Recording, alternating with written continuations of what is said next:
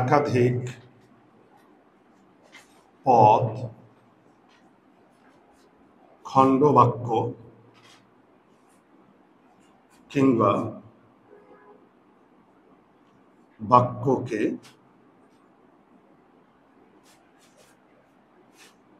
জুড়ে দেয় কিংবা জুড়ে দেয় অথবা একত্রিত করে সমুচ্চয় অব্যয়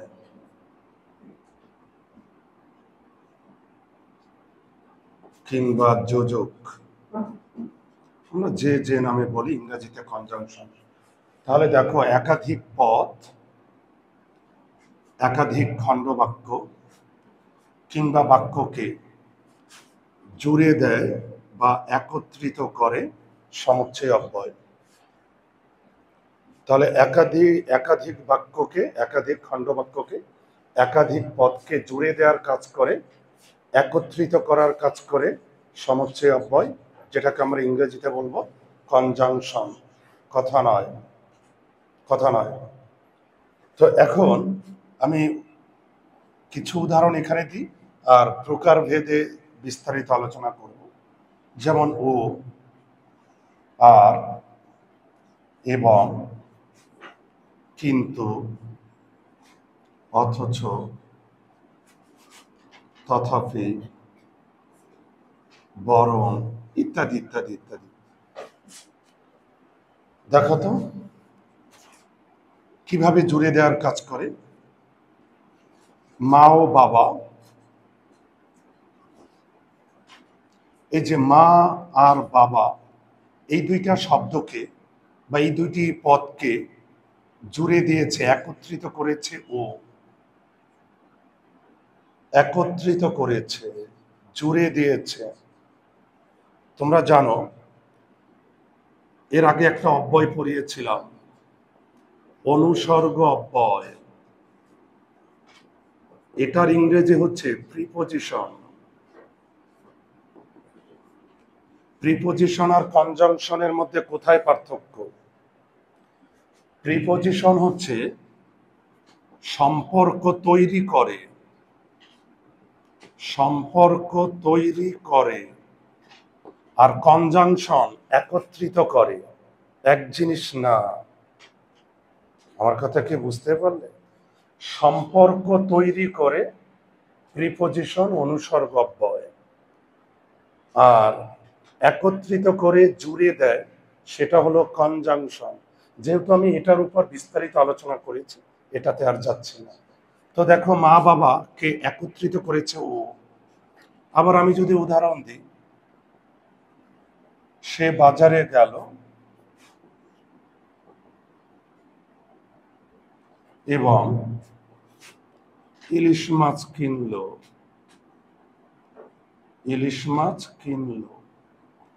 সে বাজারে গেল এবং ইলিশ মাছ কিনলো। দেখো, এখানে দুইটা বাক্য আছে, সে বাজারে গেল আর একটা হচ্ছে ইলিশ মাছ কিনলো। এই দুইটা বাক্যকে একত্রিত করেছে এবং আমি এবং না বলে আর ব্যবহার করতে পারি। সে বাজারে গেল আর ইলিশ মাছ কিনলো। আমার কথা কি বুঝতে পারলে? তো তাহলে একটু দেখো, যোজকের কাজ হচ্ছে, সমুচ্চয় অব্যয়ের কাজ হচ্ছে একত্রিত করা, জুড়ে দেওয়া। তাহলে মা বাবাকে একত্রিত করেছে ও, সে বাজারে গেল ইলিশ মাছ কিনলো, এই দুইটা বাক্যকে একত্রিত করেছে। এবং আর, কথা বলো না। আমি একটা, তাহলে এখানে একটা জিনিস খেয়াল করো তো, এই যে তোমরা সমাস পড়ার সময় আমি বিস্তারিত অনেক কিছু নিয়ে আলোচনা করব। একটা অধ্যায়ের মধ্যে আমি অনেক কিছুতে আমি চলে যাব, কিন্তু ওইভাবেই তোমাদের শিখতে হবে। দ্বন্দ্ব সমাসের, একটু এই কথাটা লিখে রাখো, দ্বন্দ্ব সমাসের ব্যাস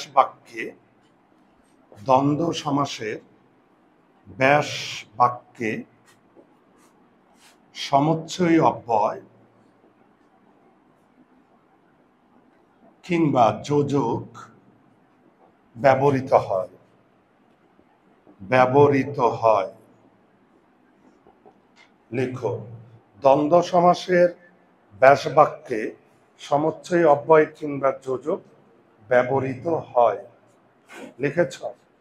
একটু দেখো তো দ্বন্দ্ব সমাসের উদাহরণগুলো কি ছিল। দ্বন্দ্ব সমাসের উদাহরণ তোমরা জানো, ম্যাক্সিমাম দ্বন্দ্ব সমাস মাঝখানে একটা হাইফেন থাকে।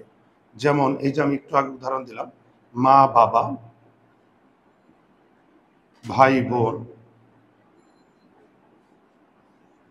সাপে নেউলে,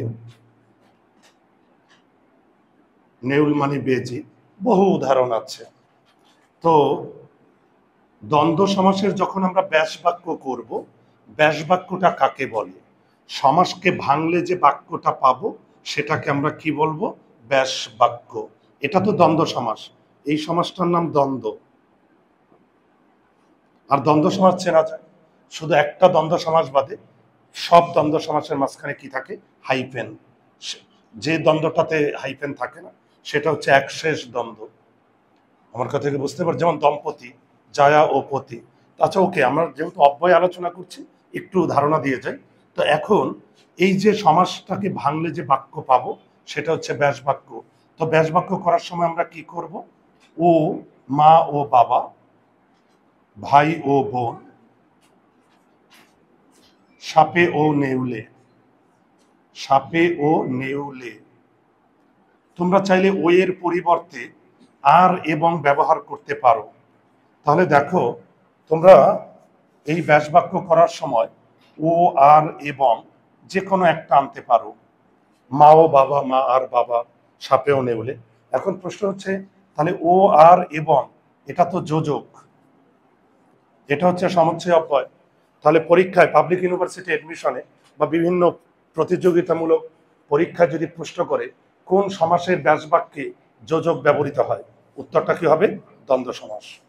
আর কোন সমাসে যোজক ব্যবহৃত হয় না, একমাত্র দ্বন্দ্ব সমাসে ব্যাস বাক্যেই যোজক ব্যবহৃত হয়। ওকে, এখন একটু লিখো যোজকের প্রকারভেদ, সমুচ্চয় অব্যয়ের প্রকারভেদ বা যোজকের প্রকারভেদ, যে যেটা বলো না কেন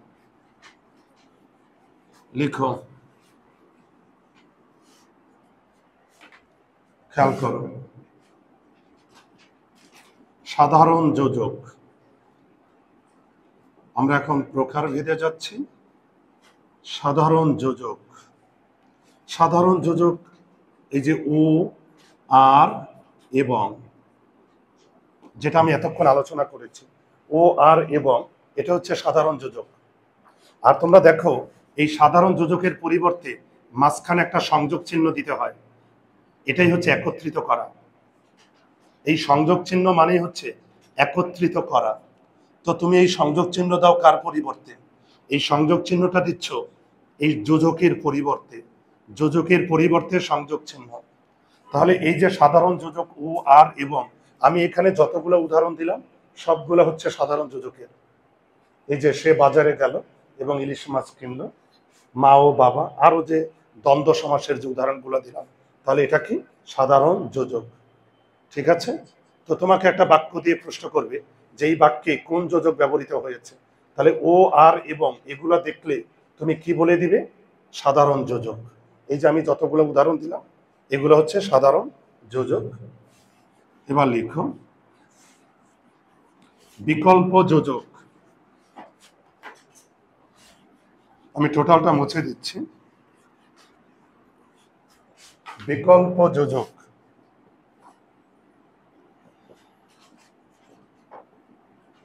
দেখো বিকল্প যোজক কোনগুলো? অল্টারনেটিভ, যে আমরা যে ইংরেজিটা বলি, মানে একটার বিকল্পে আর একটা, বা, অথবা, কিংবা, না, না হয়, এগুলো হচ্ছে বিকল্প যোজক। মানে একটার পরিবর্তে আর একটা, একটার পরিবর্তে আর একটা বিকল্প। দেখো তো, যদি আমি বলি লাল বা নীল, একটা কলম একটা হলেই চলবে, একটা হলেই বা একটা কলম হলেই চলবে, একটা কলম হলেই চলবে। দেখো তো, লাল বা নীল একটা কলম হলেই চলবে। বালিকা, মোবাইল রাখো, অনলাইন বন্ধ, মন লাইন অ্যাক্টিভ করো। ঠিক আছে, লাল বা নীল একটা কলম হলেই চলবে।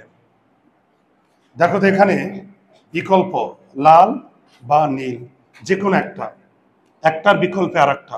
তুমি এখানে অথবা আনতে পারো, লাল অথবা নীল, লাল কিংবা নীল, লাল না হয় নীল। আবার দেখো,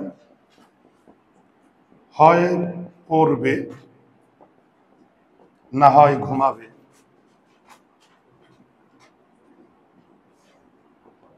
হয় পড়বে না হয় ঘুমাবে। দেখো এখানে এই যে না হয়, মানে একটার পরিবর্তে আর একটা। আবার দেখো, চা না হয় কফি, চা না হয় কফি, কোনটা খাবে? এই যে দেখো না হয় বিকল্প, লিখেছ চা না হয় কফি, কোনটা খাবে? দেখো তো একটা বাক্য দিয়ে দিই, রহিম কিংবা করিম এ কাজ করেছে, রহিম কিংবা করিম এ কাজ করেছে। দেখো তো কিংবা, আমার কথাকে বুঝতে পেরেছ? তাহলে দেখো রহিম কিংবা করিম এ কাজ করেছে, তুমি চাইলে এখানে সবগুলো আনতে পারো।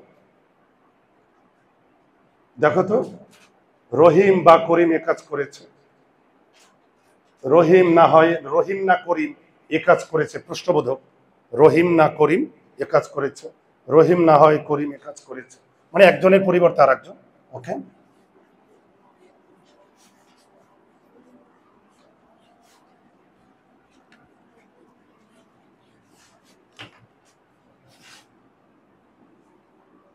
লিখো বিরোধ যোজক, বিরোধ যোজক,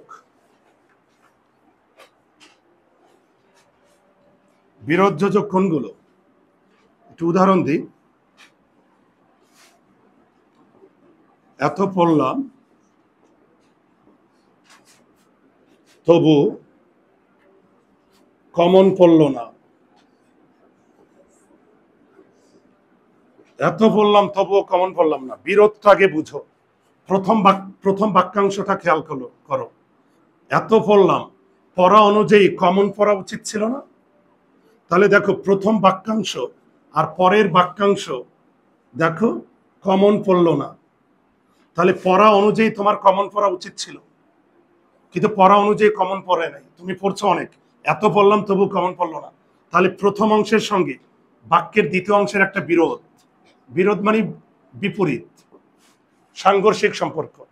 তো এত পড়লাম তবু কমন পড়লো না, পড়া অনুযায়ী কমন পড়ার কথা ছিল। তাহলে দেখবে এখানে একটা অংশ, বাক্যের একটা অংশের সঙ্গে, বিশেষ করে বাক্যের প্রথম অংশের সঙ্গে পরের অংশের একটা বিরোধ চলে আসছে। আরো উদাহরণ দিই, এত চেষ্টা করলাম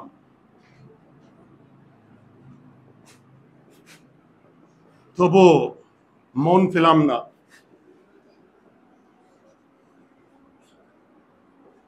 এত চেষ্টা করলাম তবুও মন পেলাম না। এই যে দেখো বাক্যের প্রথম অংশটা দেখো, বাক্যাংশ প্রথম, এত চেষ্টা করলাম মন পেলাম না। দেখো তো, এই যে প্রথম বাক্য অনুযায়ী প্রথম বাক্যের সঙ্গে পরের বাক্য, প্রথম খণ্ড বাক্যের সঙ্গে পরের খণ্ড বাক্যের দেখো বিরোধ, তুমি চেষ্টা করছো কিন্তু মন পাও নাই, বিরোধ যোজক। কারণ যোজক,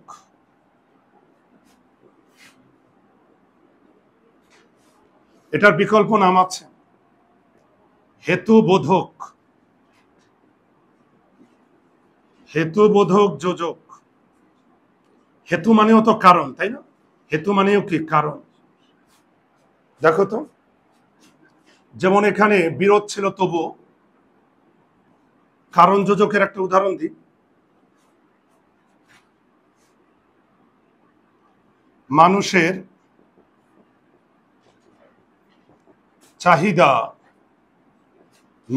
চাহিদা বেড়েছে, তাই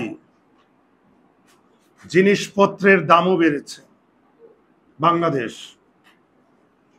জিনিসপত্রের দামও বেড়েছে। দেখো তো, মানুষের চাহিদা বেড়েছে তাই জিনিসপত্রের দামও বেড়েছে। এই যে তাই, এটাই হচ্ছে কারণ যোজক। খেয়াল করো, এই যে তাই, এই তাই মানে কারণ। আমার কথা কি বুঝতে পারছো? আবার তুমি দেখো, তুমি যদি এই বাক্যটাকে আমরা একটু ঘুরিয়ে দিই, দেখো তো, জিনিসপত্রের দাম বেড়েছে কারণ, এই যে মানুষের চাহিদা বেড়েছে, কারণ মানুষের চাহিদা বেড়েছে। দেখো তো, এই যে কারণ, আমার কথা কি বুঝতে পারলে? তোমাদের সবার আগে যেটা বুঝতে হবে, সবার আগে খেয়াল করো, এগুলো তো সব অব্যয়, তাই না? আগে অব্যয় চেনো, আগে অব্যয় চেনা শিখতে হবে তোমাদের। অব্যয়, অব্যয় মানে কি? অপরিবর্তনশীল। অব্যয় মানে অপরিবর্তনশীল। অব্যয় পদের তুমি কোনোভাবেই পরিবর্তন করতে পারবে না। কোন দিক দিয়ে পরিবর্তন করতে পারবে না? এক বচন বহু বচন করতে পারবে না, পুংলিঙ্গ স্ত্রীলিঙ্গ করতে পারবে না, অতীত বর্তমান ভবিষ্যৎকাল করতে পারবে না, কোনো কারক বিভক্তি যুক্ত করা যাবে না। এতক্ষণ যত উদাহরণ দিলাম, তবুও, তাই, কারণ, কিংবা এর আগে যতগুলা যোজক আলোচনা করেছি, দেখো কোনোটারই এক বচন বহু বচন করা যায় না, পুংলিঙ্গ স্ত্রীলিঙ্গ করা যায় না, অতীত বর্তমান ভবিষ্যৎকাল করা যায় না, কোনো কারক বিভক্তি যুক্ত করা যায় না। আগে অব্যয় বের করা শিখো। প্রতিটা কিন্তু অব্যয়। এই যে দেখো, কারণ এগুলোর এক বচন বহু বচন করা যায় না, পুংলিঙ্গ স্ত্রীলিঙ্গ করা যায় না, অতীত বর্তমান ভবিষ্যৎকাল করা যায় না, কারক বিভক্তি যুক্ত করা যায় না, অর্থাৎ অপরিবর্তন। আগে অব্যয় চেনা শিখো, তারপরে যোজকে আসো। এবার তো দেখো, আমি এই বাক্যটাকে আরো ঘুরাতে পারি। দেখো, মানুষের চাহিদা বেড়েছে, মানুষের চাহিদা বেড়েছে, সেজন্য জিনিসপত্রের দামও বেড়েছে। সেজন্য জিনিসের, আমি সংক্ষেপে দিয়ে দিচ্ছি, জিনিসের দামও বেড়েছে। এই যে দেখো, সেজন্য, তাহলে কারণ যোজক হচ্ছে তাই, কারণ, সেজন্য। আমার কথা কি বুঝতে পারলাম? দেখো তো, আর কিছু আনা যায়? তুমি এখানে ফলে আনতে পারো। এই যে ফলে, মানুষের চাহিদা বেড়েছে, ফলে জিনিসের দামও বেড়েছে। আনা যায় না বলো? ফলে। আমরা তো এই ধরনের শব্দ ব্যবহার করি। আমার কথা কি ক্লিয়ার? বোঝা যাচ্ছে? আসলে ক্লাসটা নিচ্ছি অনেক জ্বর নিয়ে ক্লাসটা নিচ্ছি, ঠিক আছে? তো তারপরে যদি পিছন থেকে না বোঝা যায় আমাকে বলো, ওকে? তো যেটা আমি বলেছি, তাহলে এই যে সেজন্য, ফলে, কারণ, তাই, এগুলো হচ্ছে আমার কারণ যোজক।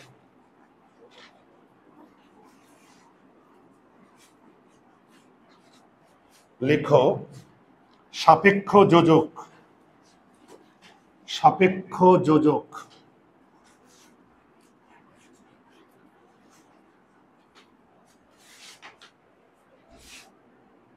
সাপেক্ষ, খুবই গুরুত্বপূর্ণ সাপেক্ষ যোজক। এটার বিকল্প নাম আছে, বিকল্প নামগুলো মনে রাখবে, কারণ পাবলিক ইউনিভার্সিটিতে বিকল্প নামগুলো দেয়। তুমি যেভাবে শিখো, নিত্য সম্বন্ধী অব্যয়, নিত্য সম্বন্ধী অব্যয়, তাহলে সাপেক্ষ যোজক, এটার বিকল্প নাম হচ্ছে নিত্য সম্বন্ধী অব্যয়। আমরা আগে জানবো সাপেক্ষ অর্থ কি। এর আগে আমি কথা বলেছিলাম সাপেক্ষ অব্যয় নিয়ে। সাপেক্ষ শব্দের অর্থ হচ্ছে নির্ভরশীল, সম্পর্কিত, ইংরেজিতে যেটাকে আমরা বলি কানেক্টেড। তাহলে দেখো, এই নিত্য সম্বন্ধী অব্যয় দ্বারা পারস্পরিক একটা সম্পর্ক বুঝাবে, কানেক্টেড বুঝাবে। তাহলে দেখি কোনগুলো। যদি, তবে, যদিও, তবুও, যখন, মনোযোগ দেবে তখন। লিখেছ?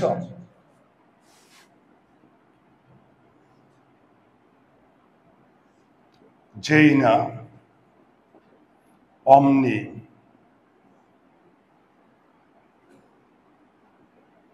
দেখো তো এদিকে এই সাপেক্ষ যোজক বা নিত্য সম্বন্ধী অব্যয়, এটা জোড়ায় জোড়ায় থাকবে। আর সাপেক্ষ দিয়ে যত কিছু হয় অন্তস্থ জ বিশিষ্ট, একটু লিখো, অন্তস্থ জ বিশিষ্ট জোড়াবদ্ধ শব্দ থাকবে। জোড়াবদ্ধ শব্দ, অন্তস্থ জ বিশিষ্ট জোড়াবদ্ধ শব্দ। এখানে একটু বোঝানোর আছে। এটা হলো সাপেক্ষ যোজক।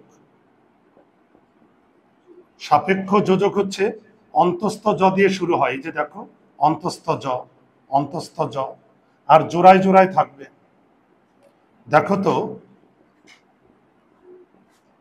যদি তুমি আসো তবে আমি যাব। আমি যাব, এটা নির্ভরশীল। যদি তুমি আসো, দেখো একটা আরেকটার সঙ্গে কানেক্টেড, একটা আরেকটার সঙ্গে সম্পর্কিত। এখানে কন্ডিশন থাকে, শর্ত থাকে, এখানে শর্ত, কন্ডিশন থাকবে। তাহলে দেখো, যদি তুমি আসো তবে আমি যাব। আমার কথা থেকে বুঝতে পারছো? আমার শর্ত নাও থাকতে পারে, যেমন যেই না চোর পুলিশকে দেখলো অমনি দৌড়ে পালিয়ে গেল, এখানে শর্তের বিষয়টা অতটা নাই। তো ওকে, এইখানে একটা জিনিস শেখার আছে, সাপেক্ষ বিশেষণ, এটাও শিখে নাও। সাপেক্ষ বিশেষণ, বিশেষণ অর্থ কি? বৈশিষ্ট্য। সাপেক্ষ বিশেষণ কোনটা? যেমন তেমন, যত তত। আমি উদাহরণ দিই কেন এটা বিশেষণ হইল। দেখো তো, যত চাও তত লও। লও মানে কি? গ্রহণ করা, তাই না? যত তত, এটা সোনার তরী কবিতায় ছিল না? ছিল, সোনার তরী কবিতায় আছে। তো দেখো তো, এখানে চাওয়ার বৈশিষ্ট্য যত, লও, লও মানে কি? গ্রহণ করা, গ্রহণ করার বৈশিষ্ট্য তত। বৈশিষ্ট্য বুঝালেই ওটা বিশেষণ। দেখো তো, যেমন কর্ম তেমন ফল। এদিকে দেখো, এখানে কর্মের বৈশিষ্ট্য যেমন, ফলের বৈশিষ্ট্য তেমন। এখানে বৈশিষ্ট্য বুঝে, এই জন্য এটা বিশেষণ। এবার আসো, সাপেক্ষ সর্বনাম। আমি এটার ভিতরে কিছু ঝামেলা আছে, যে কারণে আমি এই তিনটা পাশাপাশি রেখে দিচ্ছি। সাপেক্ষ সর্বনাম, সর্বনামটা কাকে বলে আগে দেখো। সর্ব নামের পরিবর্তে যা ব্যবহৃত হয়। আমাকে যেহেতু একটু ফ্রেমের চিন্তা করতে হয়, আমাকে ভিডিও ওইভাবে ফ্রেমের ভিতরে আনতে হয়। ওকে, তো সর্বনামের পরিবর্তে যা ব্যবহৃত হয় সেটা সর্বনাম। সর্বনাম মানে কি? বিশেষ্য, তাই না? সব নাম, বিশেষ্যের পরিবর্তে যা ব্যবহৃত হয় ওটা সর্বনাম। তো দেখো তো, যা তা, যে সে, যারা তারা, যাদের তাদের, এটা সর্বনাম। তোমরা মনোযোগ দিবে, আমার এখানে কিছু আলোচনার বিষয় আছে বাবা। দেখো তো, এই যে যা, বা আমি যদি আরো উদাহরণ দিই, যেখানে সেখানে, যেখানে সেখানে। দেখো তো, যে সে, এদিকে তাকাও বালক, ওই যে সে, যে সে একটা নাম আছে না, নামের পরিবর্তে যে সে। যারা তারা, যাদের তাদের, প্রত্যেকের নাম আছে তো। এই যে যা তা, নামের পরিবর্তে আমরা এগুলা ব্যবহার করেছি। যেখানে সেখানে একটা নাম আছে না, ধরো যেখানে আমি আমি ঢাকাকে বুঝাইতে পারি, সিলেটে বুঝাইতে পারি, সুন্দরবনকে বুঝাইতে পারি। আমার কথা কি বুঝতে পারছো? সেখান দিয়ে আমি কোনো স্থানের নাম বুঝিয়েছি। যাদের তাদের, যারা তারা, যে সে কোনো ব্যক্তির নাম নামের পরিবর্তে, যা তা কোনো বস্তুর নামের পরিবর্তে। তাহলে কোনো নামের পরিবর্তে যেটা ব্যবহৃত হয় ওটা সাপেক্ষ, ওটা সর্বনাম। এখন একটু এদিকে আসো, পরীক্ষায় যদি প্রশ্ন করে কোনটা সাপেক্ষ সর্বনাম, তুমি খেয়াল করবে নামের পরিবর্তে কোনগুলো। এবার আসো, সাপেক্ষ বিশেষণ আর সাপেক্ষ যোজক, এগুলো তো সাপেক্ষ যোজক। আলাদা করে যদি তুমি লিখো, এগুলোও কিন্তু অব্যয়। কেন অব্যয় বলো তো? কারণ এগুলোর তো এক বচন। আমি যদি বলি, এদিকে দেখো, পদ 5 প্রকার, যথা, এই যে যথা, এটার এক বচন বহু বচন করা যায়, পুংলিঙ্গ স্ত্রীলিঙ্গ করা যায়, অতীত বর্তমান ভবিষ্যৎকাল করা যায় না, তাহলে এটা অব্যয়। আবার আমরা উদাহরণ দিই না, যেমন, যেমন এরকম উদাহরণ দিত, যেমন, যেমন এটা কিন্তু আসলে অব্যয়, এগুলোর পরিচয় অব্যয়। যথা, যেমন, যদি, এগুলোর পরিচয় অব্যয়, কিন্তু এগুলো যদি বৈশিষ্ট্যের কাজ করে তখন এটা কি হয়ে যায়? বিশেষণ। আমি আবার বলি, এই যে যথা, যেমন, এগুলো কিন্তু অব্যয়, কিন্তু বৈশিষ্ট্যের কাজ করলে কি হয়ে যায়? সাপেক্ষ বিশেষণ। আর এগুলো তো অ্যাবসলিউটলি অব্যয়, এবং এটা সাপেক্ষ যোজক, কারণ নির্ভরশীলতা বোঝায়, সম্পর্কিত বোঝায়, কানেক্টেড বোঝায়। এই তিনটা নিয়ে তোমাদের কোনো সমস্যা আছে কিনা? নামের পরিবর্তে হইলে সাপেক্ষ সর্বনাম, বৈশিষ্ট্য বুঝালে বিশেষণ, আর যদি একটার সাপেক্ষে আর একটা বুঝায় যে অব্যয় দ্বারা, সেটা সাপেক্ষ যোজক। একটু লিখে নিলা, সবাই নিয়েছ? এবার বিশেষ দ্রষ্টব্য দিয়ে লিখো তো, বিশেষ দ্রষ্টব্য দিয়ে লিখো। জটিল বাক্যে, জটিল বাক্যে সাপেক্ষ যোজক, সাপেক্ষ বিশেষণ, সাপেক্ষ সর্বনাম ব্যবহৃত হয়। সহজ কথা, জটিল বাক্য মানে কি? কমপ্লেক্স। জটিল বাক্য হচ্ছে কমপ্লেক্স সেন্টেন্স।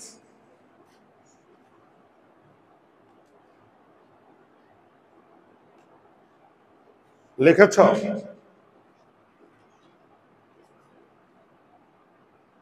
ওকে, তাহলে একটু দেখো, জটিল বাক্যে আমরা এইভাবেও লিখে দিতে পারি, জটিল বাক্যে সাপেক্ষ পদ ব্যবহৃত হয়। সাপেক্ষ পদ সবসময় জোড়ায় জোড়ায় থাকবে। এই যে অন্তস্থ জ বিশিষ্ট জোড়াবদ্ধ শব্দ, আবার বলছি, জটিল বাক্যে সাপেক্ষ পদ ব্যবহৃত হয়, আর সাপেক্ষ পদ সবসময় জোড়াবদ্ধ শব্দ থাকবে। আর জোড়াবদ্ধ মানে বুঝো, জোড়ায় জোড়ায়। দেখো, প্রতিটা জোড়ায় জোড়ায় আছে, আর প্রতিটা জোড়া শুরু হচ্ছে অন্তস্থ জ দিয়ে। প্রতিটা জোড়া দেখো, এখানে যতগুলা জোড়া আছে সাপেক্ষ যোজক, সাপেক্ষ বিশেষণ, সাপেক্ষ সর্বনাম সব অন্তস্থ জ দিয়ে শুরু হয়েছে। ওকে, আমি এটা মুছে দিলাম। এবার আরো কিছু প্রকারভেদ আছে, আমি খুব দ্রুত আলোচনা করে যাব, একটু তাড়াতাড়ি লিখবে।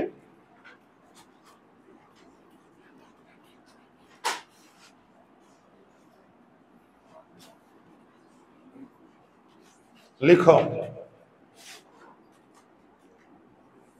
দেখো তো, সংযোজক অব্যয় সবই কিন্তু আমরা সমুচ্চয় অব্যয়ের ভিতরেই আলোচনা করছি। যোজক বলো, সমুচ্চয় অব্যয় সবগুলো, কিছু বিকল্প নাম আছে। সংযোজক অব্যয় আমি আবার বলে দিচ্ছি, ও আর এবং, যেটাকে তোমরা একটু আগে শিখেছ সাধারণ যোজক বলে। সাধারণ যোজক, বিয়োজক অব্যয়, বিয়োজক অব্যয়, বিয়োজক অব্যয় বিয়োগ করা বোঝায়।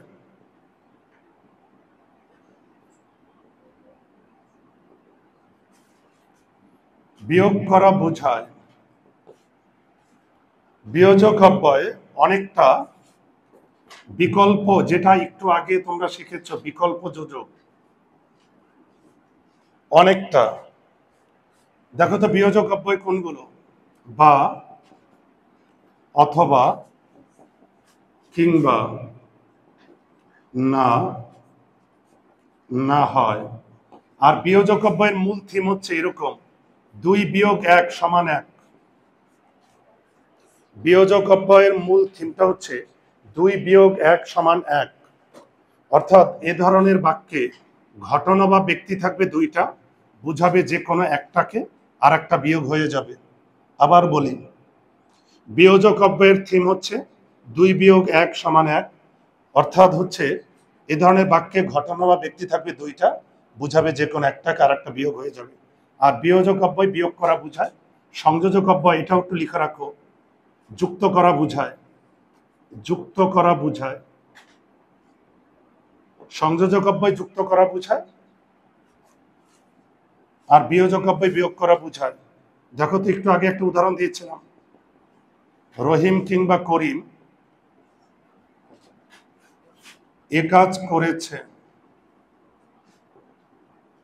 এখানে ব্যক্তি আছে 2 জন, দেখো ব্যক্তি আছে 2 জন, কিন্তু আমি বুঝিয়েছি যে কোনো একজনকে, আর একজন বিয়োগ, এই জন্য এটা বিয়োজক অব্যয়। তাহলে এই ধরনের বাক্যে ব্যক্তি থাকবে 2টা, বুঝাবে যে কোনো একটা আর একটা বিয়োগ হয়ে যাবে। আমার কথা কি বুঝতে পারলাম? এখন এইখানে একটা ব্যাপার হচ্ছে, দেখো তুমি চাইলে এখানে সবগুলো অব্যয় আনতে পারো। দেখো, রহিম বা করিম এ কাজ করেছে, রহিম অথবা করিম এ কাজ করেছে। রহিম না করিম এ কাজ করেছে, প্রশ্নবোধক। রহিম না হয় করিম এ কাজ করেছে। এখন বিকল্প যোজকটা কেমন? বিকল্প যোজকটার সঙ্গে তোমাদের এখানে একটু সমস্যা হবে। যেমন একটু আগে যেটা উদাহরণ দিয়েছিলাম বিকল্প যোজকে, যে চা না হয় কফি, কোনটা খাবে? দেখো তো, বিকল্প মানে কি? একটার পরিবর্তে আর একটা। বিকল্প হচ্ছে একটার পরিবর্তে, চা অথবা কফি, যে কোনো একটা, তাই না? চা অথবা কফি, একটার বিকল্পে আর একটা, একটার পরিবর্তে আর একটা। আর রহিম কিংবা করিম এ কাজ করেছে, এখানেও দেখো চা আর কফি কয়টা বিষয় আছে? 2টা, বুঝিয়েছি একটাকে, আর একটা বিয়োগ হয়ে গেল। বিষয় আছে 2টা, একটা চা আর একটা কফি, কিন্তু আমি বুঝিয়েছি যে কোনো একটাকে। এখানেও ব্যক্তি 2 জন, বুঝিয়েছি যে কোনো একজনকে, আর একজন বিয়োগ হয়ে গেল। তো বিয়োগ করা, বিকল্প, 2টা কিন্তু এক জিনিস না, কিন্তু অব্যয় কিন্তু একই। দেখ, অব্যয় একই। তুমি চাইলে এখানে ব্যবহার করতে পারো, হয় চা না হয় কফি খাবে, চা অথবা কফি কোনটা খাবে, চা কিংবা কফি কোনটা খাবে। বিকল্প বিয়োজক কাছাকাছি, আবার কিছুটা পার্থক্য আছে। এবার একটু লিখো, সংকোচক অব্যয়। সংকোচক অব্যয়, লিখো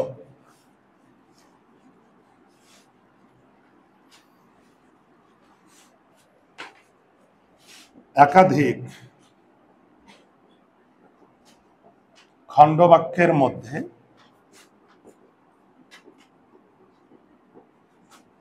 দ্বিতীয় খণ্ডবাক্য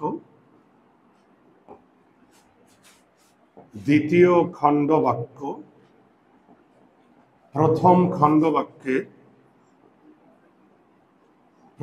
খণ্ডবাক্যের অর্থের সংকোচন ঘটাবে। আমি বুঝিয়ে দেব। একাধিক খণ্ডবাক্যের মধ্যে দ্বিতীয় খণ্ডবাক্য প্রথম খণ্ডবাক্যের অর্থের সংকোচন ঘটাবে। দেখো তো, সে সব জানে কিন্তু বলবে না। এখানে কিভাবে সংকোচন ঘটছে জানো? এখানে প্রথম খণ্ডবাক্য কোনটা? সে সব জানে। ওই যে পিছনে বালক লিখতেছ, লিখো সে সব জানে কিন্তু বলবে না। দেখো তো, এখানে প্রথম খণ্ডবাক্য হচ্ছে সে সব জানে, এটা হচ্ছে প্রথম খণ্ডবাক্য। ওকে, আর বলবে না এটা হচ্ছে দ্বিতীয় খণ্ডবাক্য। দেখো তো, এখন সে সব জানে কিন্তু বলবে না। এই যে সে যদি না বলে দেয়, তার কি বলা উচিত না? যেহেতু সে সব জানে, তার তো বলা উচিত। কিন্তু সে যদি না বলে দেয়, তাহলে তো প্রথম খণ্ডবাক্যের অর্থ, এই যে কিন্তু, এই কিন্তুটা প্রথম খণ্ডবাক্যের অর্থের সংকোচন ঘটিয়েছে। তার তো বলা উচিত। সে যেহেতু সব জানে, তার বলে দেওয়া উচিত না? কিন্তু না বলে দিলে তো সংকোচন হয়ে গেল। তাহলে কিন্তু, আমি কিন্তুর পরিবর্তে অথচ ব্যবহার করলাম। আর একটা উদাহরণ দাও। সে এসেছিল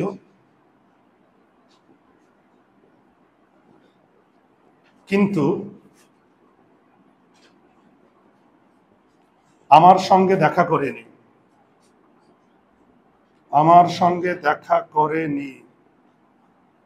সে এসেছিল কিন্তু আমার সঙ্গে দেখা করেনি। দেখো তো,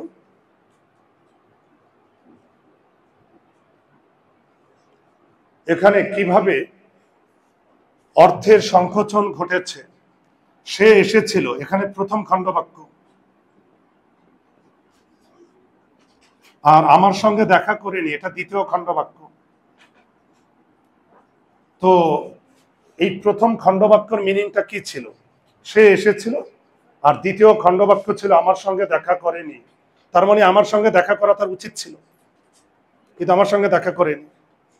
তার বলা উচিত ছিল, কিন্তু সে বলে নাই। এই জন্য আমি এখানে সংজ্ঞায় লিখে দিয়েছি, একাধিক খণ্ডবাক্যের মধ্যে সবসময় খেয়াল রাখবে, দ্বিতীয় খণ্ডবাক্যটা প্রথম খণ্ডবাক্যের অর্থের সংকোচন ঘটাবে। এখানে দেখো, আমার সঙ্গে দেখা করেনি অথচ সে এসেছিল।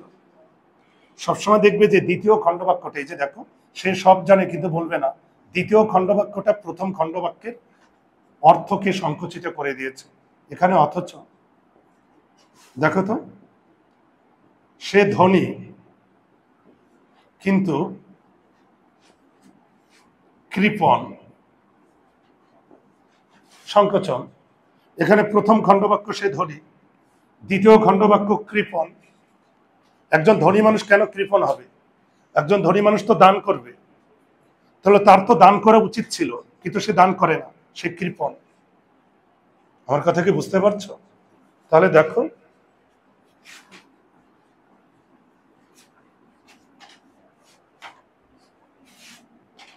অনুগামী সমুচ্চয়ী অব্যয়, অনুগামী সমুচ্চয়ী অব্যয় বা যোজক।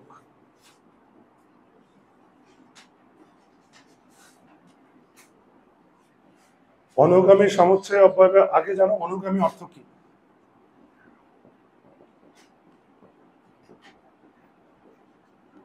অনুগামী শব্দের অর্থ পরবর্তী বা পরে।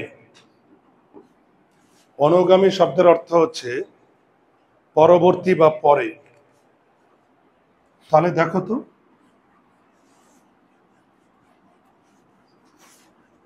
অনুগামী সমুচ্চয় অব্যয় কোনগুলো? লিখো যদি, যেন। আমরা যদি উদাহরণ দিই, দেখো তো, এমন ভাবে পড়ালেখা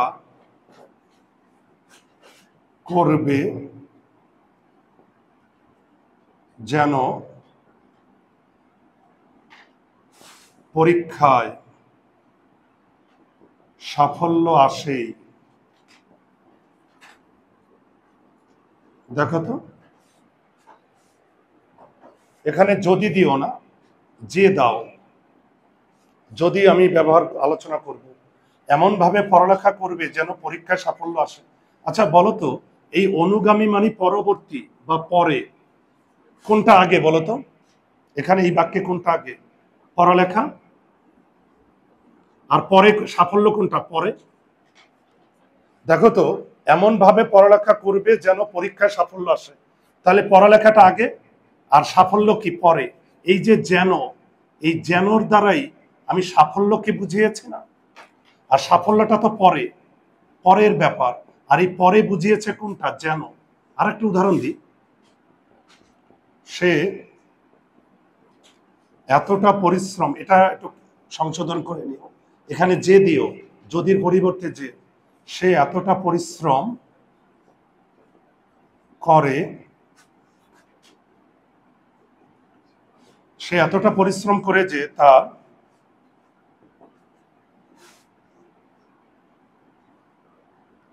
অসুখ হওয়ার সম্ভাবনা বেশি। অসুখ হওয়ার সম্ভাবনা বেশি। দেখো তো, সে এতটা পরিশ্রম করে যে তার অসুখ হওয়ার সম্ভাবনা বেশি বা অসুস্থ হওয়ার সম্ভাবনা বেশি। যেটাই দাও, অসুখ, অসুস্থ, অসুখের চেয়ে অসুস্থ শব্দটা এখানে বেশি গ্রহণযোগ্য। তার অসুস্থ হওয়ার সম্ভাবনা বেশি। দেখো তো, এখানে যে, আচ্ছা কোনটা আগে? পরিশ্রম, সে পরিশ্রম করছে, আর পরিশ্রমের পর সে কি হবে? অসুস্থ। তাহলে আগে পরিশ্রম আর পরে অসুস্থ। আর এই পরে বুঝাচ্ছে কোনটার দ্বারা? যে। পরে কোনটা মিন মিন মিন করছে? এই যে যে। তাহলে মনে রাখবে, এই যে যেন, এটা অনুগামী সমুচ্চয় অব্যয়, কারণ এগুলোর দ্বারা পরে বুঝায়। আবার বলছি, যারা বুঝো নাই, এমন ভাবে পড়ালেখা করবে যেন পরীক্ষায় সাফল্য আসে, তাহলে পড়ালেখাটা আগে আর সাফল্য পরে। আর পরে বুঝিয়েছে যেন দ্বারা। আবার এতটা পরিশ্রম করে যে তার অসুস্থ হওয়ার সম্ভাবনা বেশি, তাহলে আগে কোনটা? পরিশ্রম। আর পরে কোনটা? অসুস্থ। আর পরে বুঝিয়েছে কোনটা দ্বারা? যে। এখন তো দেখো তো, আমরা কিন্তু আবার এখানে জানি যে সে, এটা কি সর্বনাম না? এটা কি সর্বনাম? নামের পরিবর্তে না? কিন্তু এখানে আবার যে কি? অব্যয়। এখানে যে, এটার এক বচন বহু বচন করা যায়, পুংলিঙ্গ স্ত্রীলিঙ্গ করা যায়। এখানে যে, এটা অপরিবর্তন, কারণ এখানে, এখানে যে ব্যবহৃত হয়েছে, এটার এক বচন বহু বচন করা যায় না, পুংলিঙ্গ স্ত্রীলিঙ্গ করা যায় না, অতীত বর্তমান ভবিষ্যৎকাল করা যায় না। এই জন্য এখানে যে, এটা হলো অব্যয়। আর এটার এক বচন বহু বচন করা যায়, এই জন্য এটা সর্বনাম, আবার নামের পরিবর্তে ব্যবহৃত হয়েছে। ওকে, লিখো উপমাবাচক। উপমা, উপমাবাচক অব্যয়। লেখো।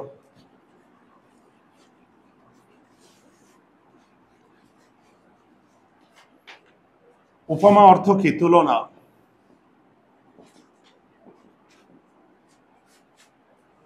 লেখো তুলনা।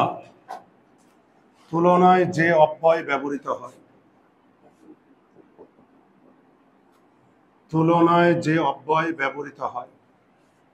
তো তো তুলনায় আমরা কি ব্যবহার করতে পারি? মতো, ন্যায়, মতো ন্যায়। দেখো তো, মুখ চন্দ্রের ন্যায়,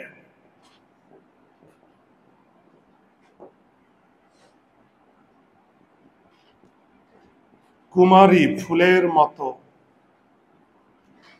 কুমারী ফুলের মতো। এই যে ন্যায়, মতো, এগুলো উপমাবাচক অব্যয়। বলো তো, কিছু বলবে বালিকা? তো পরীক্ষায় যদি প্রশ্ন করে, দেখি তো সমাস আমি পড়িয়েছি না, বলো তো কোন সমাসে উপমাবাচক অব্যয় ব্যবহৃত হয়? আমি খুশি হব যদি পারো। আচ্ছা, আরো ছোট করে বললাম, কোন কর্মধারায় সমাসে? উপমান এবং উপমিত। ভেরি গুড, লিখো উপমান এবং উপমিত কর্মধারয় সমাসে। উপমান এবং উপমিত কর্মধারয় সমাসে উপমাবাচক অব্যয় ব্যবহৃত হয়। উপমান কর্মধারায় কিভাবে চিনবে মনে আছে? এখানে দুইটা কিন্তু উপমিত কর্মধারয়। উপমিত কর্মধারায় দুইটা অংশেই চোখে দেখা যায়। উপমিত কর্মধারায় দুইটা অংশেই চোখে দেখা যায়। মুখ চন্দ্রের ন্যায়, মুখচন্দ্র। কুমারী ফুলের মতো, ফুলকুমারী। আর উপমান কর্মধারায় ইউনিভার্সাল ট্রুথ। উপমান কর্মধারা, যেমন উপমিত কর্মধারায় দুইটা অংশেই চোখে দেখা যায়, আর অবশ্যই তুলনা বুঝাবে। আর উপমান কর্মধারায় ইউনিভার্সাল ট্রুথ। ইউনিভার্সাল ট্রুথ মানে কি? চিরন্তন সত্য। প্রথম অংশে যা থাকবে দ্বিতীয় অংশে তার সত্য বৈশিষ্ট্য থাকবে। রক্ত লাল, রক্তের ন্যায় লাল। এই যে দেখো, রক্তের ন্যায় লাল, রক্ত লাল। রক্ত সবসময় লাল হবে, ইউনিভার্সাল ট্রুথ। তাহলে উপমান এবং উপমিত কর্মধারায় সমাসে উপমাবাচক অব্যয় ব্যবহৃত হবে। লেখো অন্যথা, অন্যথাবাচক অব্যয়।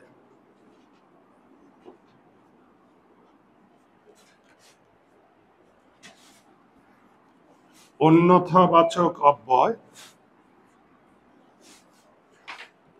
অন্যথা, দেখো তুমি আসবে নয়তো কষ্ট পাবো। এই যে নয়তো, না হলে,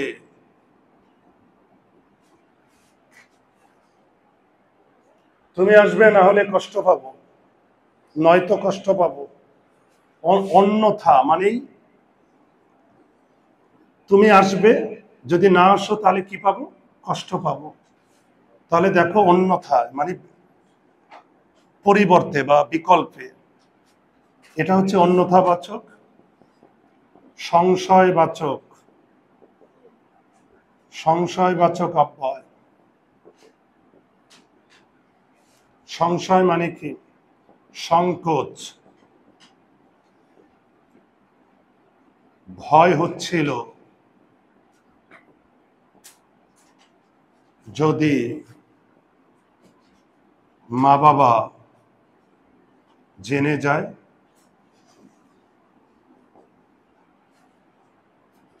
এই যে যদি, সংকোচ, সন্দেহ,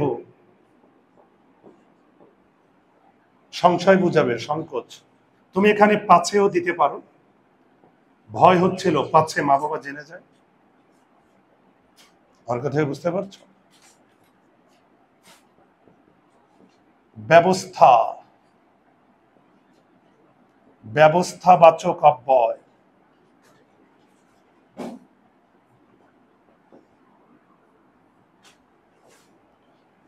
এটাকে কারণ অব্যয় বলা যায়। বিকল্প নাম বাসায় ফিরতে অনেক রাত হবে, তাই টর্চ লাইট নিয়ে যাই। দেখো তো, বাসায় ফিরতে অনেক রাত হবে তাই, এই যে তাই, এটা কি একটা ব্যবস্থা না, লাইটের ব্যবস্থা? যেহেতু ফিরতে আমার রাত হবে, এই জন্য আমি লাইটের ব্যবস্থা করছি। আবার এটাকে কারণবাচক অব্যয় বানান যায় কিভাবে জানো? টর্চ লাইট, এই যে কারণ অব্যয়, টর্চ লাইটটা নিয়ে যায় কারণ। একটা অব্যয় একাধিক অব্যয়ের মধ্যে যায় বাবা, একটা অব্যয় একাধিক অব্যয়ের মধ্যে যাইতে পারে। কারণ বাসায় ফিরতে অনেক রাত হবে।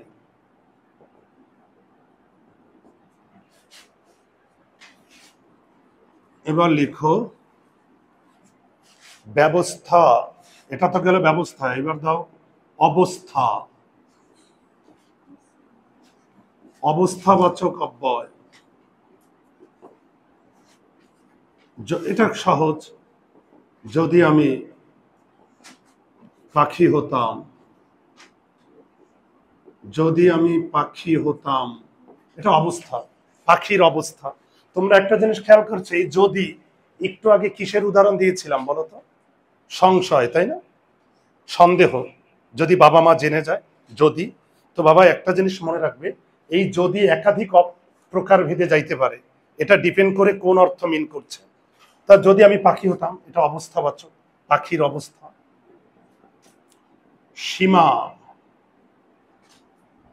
সীমা নির্দেশক অব্যয়। সীমা নির্দেশক বুঝো, প্রতিটা জিনিসের একটা সীমা আছে, লিমিটেশন আছে, প্রতিটা জিনিসের একটা বাউন্ডারি আছে। তো সেটা দেখো, এই যে ভাত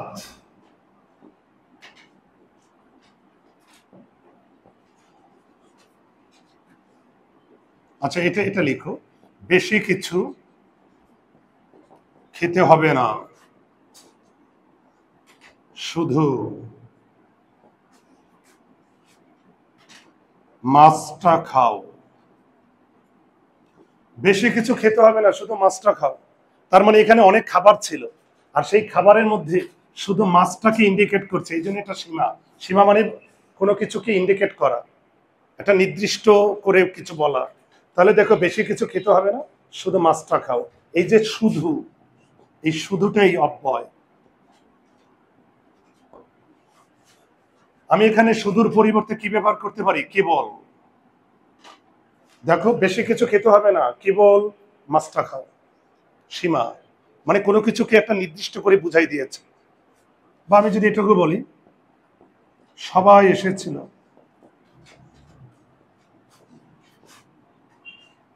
শুধু তুমি আসলে না। সবাই এসেছিল, শুধু তুমি আসলে না। এই যে দেখো, সবাইয়ের মধ্যে শুধু একজনকে আমি মিন করেছি, আর কোনটা দ্বারা? শুধু। শুধুর পরিবর্তে আমি কেবলও দিতে পারি, কেবল তুমি আসলে না। সিদ্ধান্ত, যাও এটা দিয়েই সিদ্ধান্ত দিব, ক্লাস শেষ। সিদ্ধান্তবাচক অব্যয়।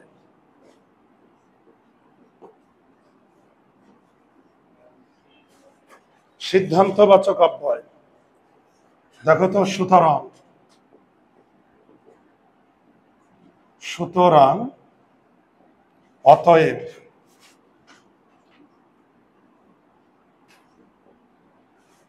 দেখো তো, আমি যদি উদাহরণ দিই, এটা কেন সিদ্ধান্ত?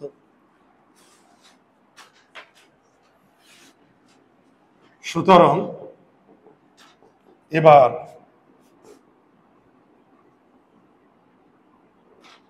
এবার আমরা রওনা দিই। সুতরাং এবার আমরা রওনা দিই। এই যে দেখো, একটা সিদ্ধান্ত, সুতরাং। আমি চাইলে এখানে অতএব দিতে পারি, অতএব এবার আমরা রওনা দিই। সবার আগে একটা কথা, এত অব্যয় আলোচনা করলাম, এই যে এতক্ষণ ধরে আমরা যে অব্যয়টা আলোচনা করলাম, তোমাকে সবার আগে অব্যয় চিনতে হবে। যদি তুমি অব্যয় না চিনো, পরে তো সংজ্ঞা প্রকারভেদে পড়ে, আস্তে প্রকারভেদে পড়ে, আগে অব্যয় চিনো। এত প্রকারভেদ শিখে লাভ নাই। আমি একটু বেশি শিখাই দিয়েছি প্রকারভেদ, কারণ তোমাদের পাবলিক ইউনিভার্সিটি এডমিশন আছে, আর আমার ভিতরে আছে, আমি শিখিয়েছি। এদিকে একটু দেখো, তুমি যদি অব্যয় না চিনতে পারো, ওই প্রকারভেদ দিয়ে কোনো লাভ হবে না। প্রকারভেদ তোমাকে মুখস্থ করতে হবে। অব্যয় আমি আবার বলে দিচ্ছি, অব্যয় মানে অপরিবর্তন যোগ্য। এইটা আবার বুঝো, অপরিবর্তন যোগ্য মানে, পৃষ্ঠা উল্টাবে না, খাতা বন্ধ করবে না, এক বচন বহু বচন করা যাবে না। আবার আমি জানি এটা লিখেছ, আমি জানি, কিন্তু তোমাদের সন্দেহ করি বেশি, ভালোবাসেও বেশি। মনে হচ্ছে লিখো নাই, মনে হচ্ছে তুমি এটা বোঝানোর সময় কোনো পরীর দিকে তাকাইয়েছিল, খালি সন্দেহ। তবে এই সন্দেহ আমার ক্ষতিকর না, ভালোবাসি বেশি। এক বচন বহু বচন করা যাবে না, পুংলিঙ্গ স্ত্রীলিঙ্গ করা যাবে না। আবার লিখে দিই, আমার ক্লান্তি নাই, যদিও জ্বর আমার অনেক। আর অতীত বর্তমান, এই যে অতীত বর্তমান ভবিষ্যৎ কালে পরিবর্তন করা যাবে না, সব না। কারক বিভক্তি যুক্ত করা যাবে না, কারক বিভক্তি যুক্ত করা যাবে না। এই হইল অব্যয় মানে অপরিবর্তন। এক বচন বহু বচন করা যাবে না, পুংলিঙ্গ স্ত্রীলিঙ্গ করা যাবে না, অতীত বর্তমান ভবিষ্যৎকালে পরিবর্তন করা যাবে না, কারক বিভক্তি যুক্ত করা যাবে না। আগে অব্যয় চিনো, অব্যয় না চিনে প্রকার ভেদে যাইও না। এই যে দেখো, আমি এখানে সুতরাং দিয়েছি অতএব, এটার এক বচন বহু বচন করা যায় না, পুংলিঙ্গ স্ত্রীলিঙ্গ করা যায় না, অতীত বর্তমান ভবিষ্যৎকাল করা যায় না। এগুলোর সঙ্গে কোনো কারক বিভক্তি যুক্ত করতে পারবে না। কারক বিভক্তি বুঝো, শব্দের পরে যে বর্ণ বা বর্ণ সমষ্টি যুক্ত হয়ে ওই শব্দকে বাক্যে ব্যবহারের উপযোগী করে, এগুলোর সঙ্গে কোনো, অর্থাৎ এই শব্দগুলো একেবারে অপরিবর্তন, কোনোভাবেই পরিবর্তন করা যায় না। তো অব্যয় মানে অপরিবর্তন, আর যে পদের পরিবর্তন করা যায় না সেটা অব্যয় পদ। বোঝা গেল? কারো কোনো সমস্যা আছে? এতক্ষণ ধরে যেটা আলোচনা করেছি, কোনো সমস্যা নেই? ওকে, ভালো থাকো, সুস্থ থাকো, নিরাপদে থাকো।